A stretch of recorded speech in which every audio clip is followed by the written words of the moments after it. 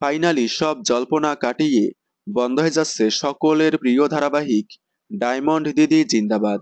জি বাংলায় tent cinema production হাউজের আন্ডারে গত 24শে জুন থেকে রাত 9টা স্লটে শুরু হয়েছিল ডায়মন্ড দিদি জিন্দাবাদ।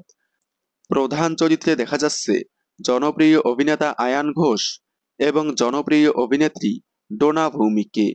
আয়ান ঘোষ ডায়মন্ড দিদি জিন্দাবাদ ধারাবাহিকের মাধ্যমেই প্রথমবার প্রধান চরিত্রে অভিনয় করেন। ধারাবাহিকটি শুরু থেকেই টিআরপি তালিকায় অপোজিট ধারাবাহিকের থেকে অনেকটাই পিছিয়ে।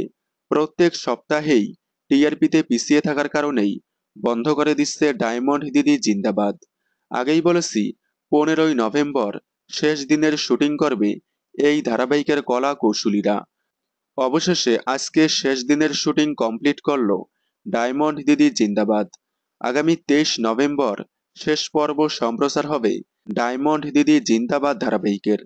ওই স্লটে আগামী 25শে নভেম্বর থেকে সম্প্রচার হবে নতুন ধারাবাহিক মিত্তির বাড়ি।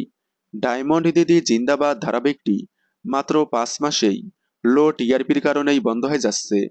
ধারাবাহিকটি টিভিতে টিআরপি না পেলেও অনলাইনে কিন্তু তুমুল জনপ্রিয়তা লাভ করেছে।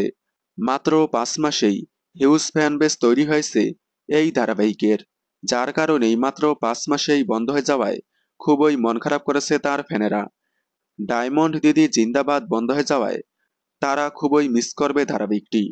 আপনারা কতটা মিস করবেন কমেন্টে জানাবেন। বাংলা বিনোদনের এই ধরনের সকল আপডেট সবার আগে পেতে চ্যানেলটি সাবস্ক্রাইব করে পাশে থাকা বেল আইকনটি বাজিয়ে দিন। ধন্যবাদ।